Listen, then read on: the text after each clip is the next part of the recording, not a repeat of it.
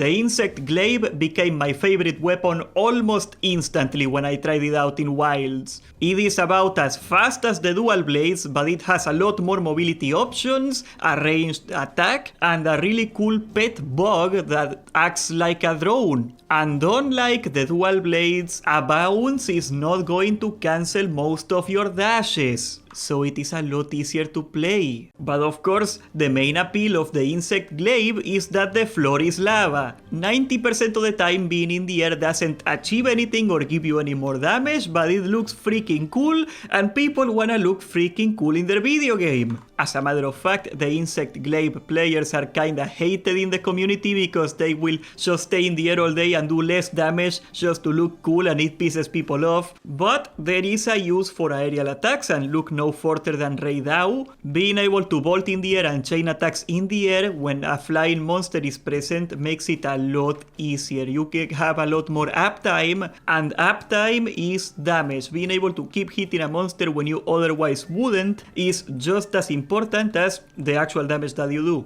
But imagine my shock when I found out that the Monster Hunter World players were really mad at the new insect glaive in wilds. So that inspired me to boot up in Monster Hunter World and try it out, and there are some new things, some differences you gotta keep in mind. First of all, and I think this is a huge positive, your kinsect control got simplified a lot. Almost every attack in focus mode is gonna make your kinsect attack automatically, so you don't have to like sit there, aim it, and like just spam your kinsect biting like an idiot until you get the extract you need. You are not forced to do inferior combos just to get your kinsect to bite. You can do your entire normal rotation, your entire normal combos, and you are gonna keep getting extracts regardless. And I think that's a huge improvement from World. We are gonna talk about the extract mechanic in a minute, but in World, if you were unlucky and didn't get the red extract, you had to sit there like an idiot for like 30 seconds until you did. That's over. As a matter of fact, the only change that I think can be interpreted as a downgrade from World to Wilds is that you cannot chain heavy slashes in the air over and over anymore. Once again, the looking cool factor,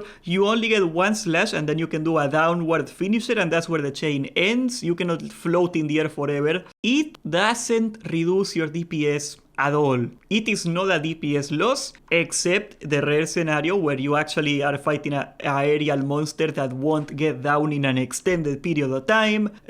Those are rare, and there are ways around that, and you can always just bolt again, so it is not a huge loss either way. But people wanna look cool, and they cannot look cool anymore, and that's why they are mad. Capcom promised they are gonna add new moves in the air to compensate for this. They are gonna fix that, and yes, that means that the guide is gonna be subject to change on full release. There are gonna be new combos, new moves. This is for the second beta. We are gonna do a full update on full game when it comes out. Huge shout out to Famas1234 in Reddit for data mining the entire moveset. This made the entire guide a lot easier to make. We're gonna put the full resolution flowchart on the Discord if you wanna check it out on the Monster Hunter channel. I recommend you do check it out. And for the sake of sanity, I will refer to the buttons by their PlayStation names. I do not play a PlayStation, I am on PC, but I think most people are gonna have an easier time telling triangle and square and circle than if I say X, B, Y. It is a mess, right? The layout is exactly the same. The only thing that changes from Xbox to PlayStation is the name of the buttons. You can deal with that. So how do you insect glaive? The main mechanic of the insect glaive is the kinsect extract. Your insect is gonna bite the monster every so often, and as you can see on this little counter, it gets a little color. Kinsects in wilds can carry 2 extracts compared to the one in worlds. That's a big upgrade. Without any special kinsect, every single one of them can do it, but we have seen examples of kinsects that can carry 3. There is 4 extracts in total, and 3 of them are important power-ups. A change in wilds is that getting an extract is not gonna reset all the extracts again. They will have a different timer for each one of them, and they run out. That is probably to compensate for the fact that you're gonna get a lot more extracts anyway. The white extract lasts 2 minutes and it gives you movement speed and it makes you jump higher, and that's very important for the bolting attacks, as you're gonna see in a minute. The orange extract makes you resistant to knockbacks, which is very important because a knockback is gonna cancel your combos. However, it doesn't make you immune to them, and that's a big caveat right there. You never wanna loiter right on top of a monster in the air because a single knockback will cancel the entire thing. Finally, the red is the most important one. It unlocks most of your moveset, it gives you more damage, and it makes you attack a little faster. It doesn't actually make you attack faster, but it gives you moves that are faster. It replaces your moveset, so yeah, technically you attack faster, I don't know.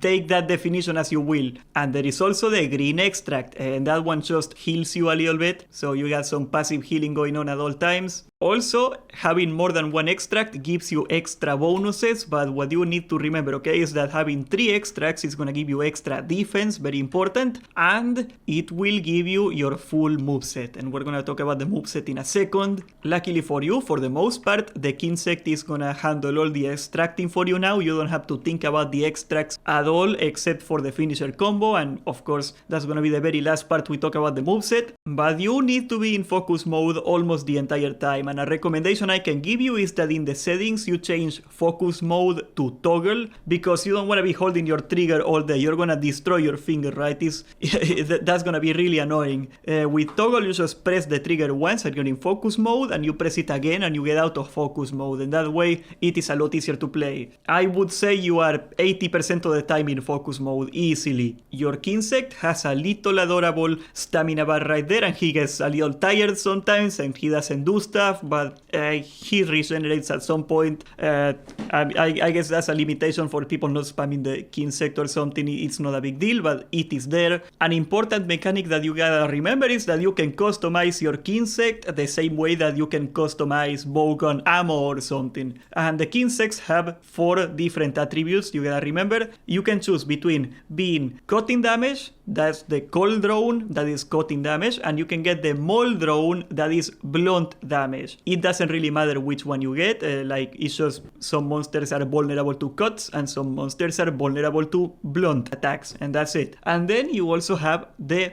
dust effect. You can get a poison dust or you can get a healing dust. Dust is something that your kinsect will form every so often when it bites the monster, and if you hit that dust, you can proc an effect. And yes, the green healing dust, if you break it, it will heal on AoE, so that is also technically a support weapon. You can heal your teammates a little bit, it is not a lot. You can force your kinsect to do dust on the boss by doing right trigger and right bumper at the same time. It will shoot your kinsect like a gun.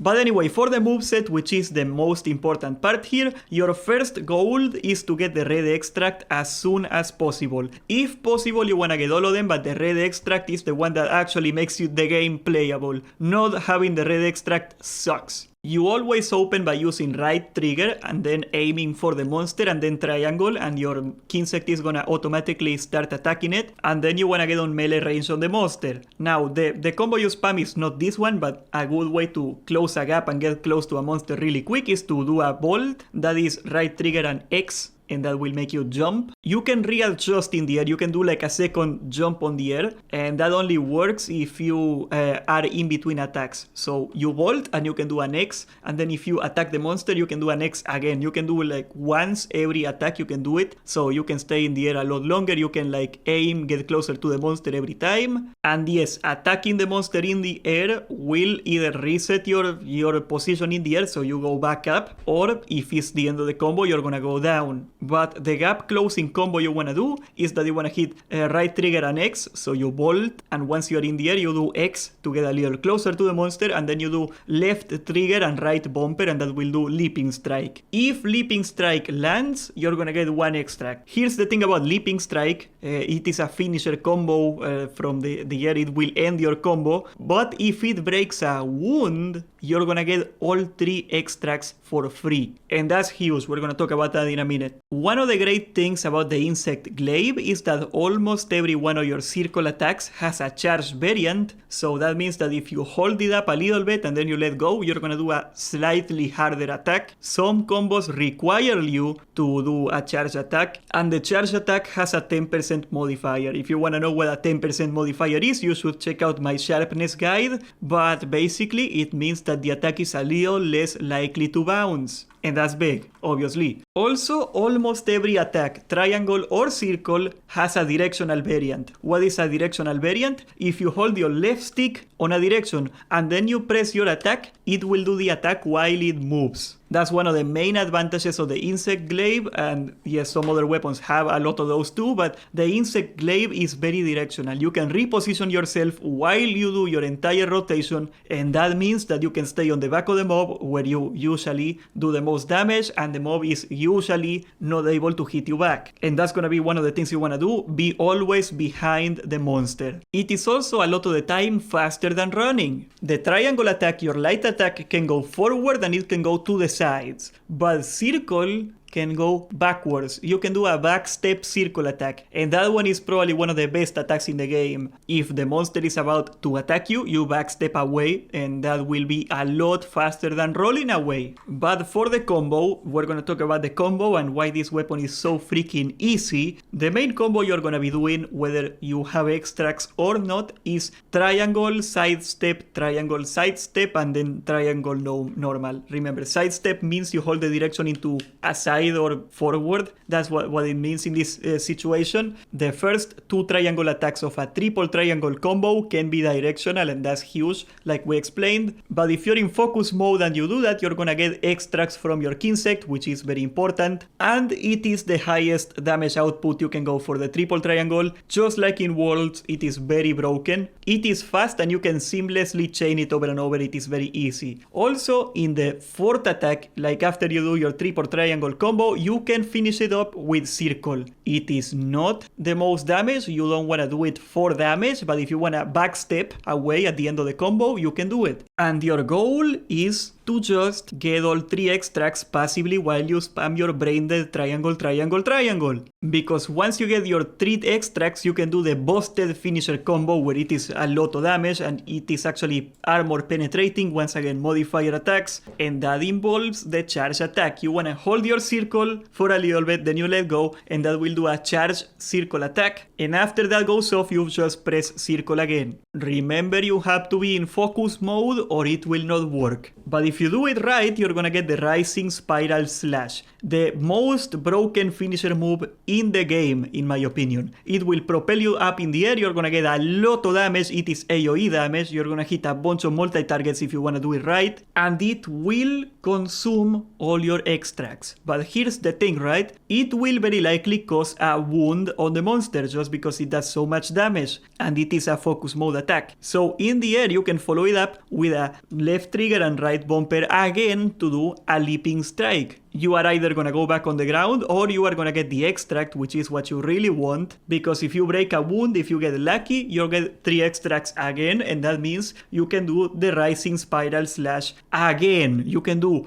2 finisher moves in a row, and that means, yes, that ideally you wanna wait until you see a wound on the monster to do your finisher, but it shouldn't matter too much. And that's why you see like randomly like an insect glaive destroy monsters. It's just like you get 3 extracts and then you do like a Rising Spiral Slash and then you do a leaping strike and you get lucky, you get the 3 extracts and you do it again. And some people get lucky and do it like 3 times in a row. That monster is freaking dead. There is not a lot of great other reasons to do aerial attacks in Wilds except the mounting attacks, and that's also a big strength of the insect glaive, that when you do a leaping strike on the monster, if the monster can be mounted, you will mount it. A mounting attack means that you get on top of the monster, and if you do enough damage from the top, the monster is gonna get knocked down, and that means, of course, the monster is inhabilitated and you can do free damage to it. Very useful in multiplayer. People love insect glaive players that do not suck.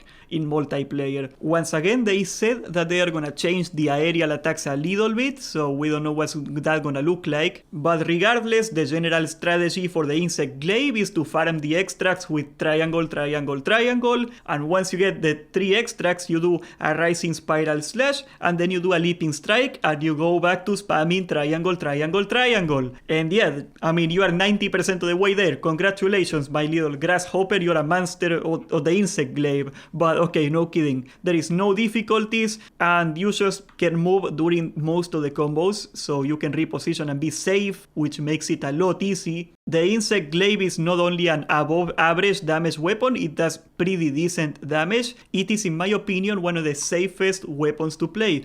You don't need to block at all because you can just reposition mid-attack. Even if it didn't do a lot of damage, it has very high uptime for the average player that is not insane at the game, that doesn't memorize the attacks of the monsters. Having to spend less time dodging and chasing the monster and sticking to them means a lot more effective damage. Honestly, if you just do triangle, triangle, triangle, most people are neither gonna notice or care that you suck. From their perspective, it looks like you're like spamming a bunch of attacks, like if you're like a dual blade guy that's playing piano with the controller, but you're just doing one button like I am gonna leave the entire moveset flowchart in the Discord Monster Hunter channel once again, so you wanna check it out, it's right there, you should. There is a lot of other complex combo variants that honestly I thought it was pointless to teach you because there is only one good combo, but there are some situational uses for other fancier combos. You can even mix and match combos, and you can even do aerial combos into normal combos. There is a lot of like little tricks of the trading there.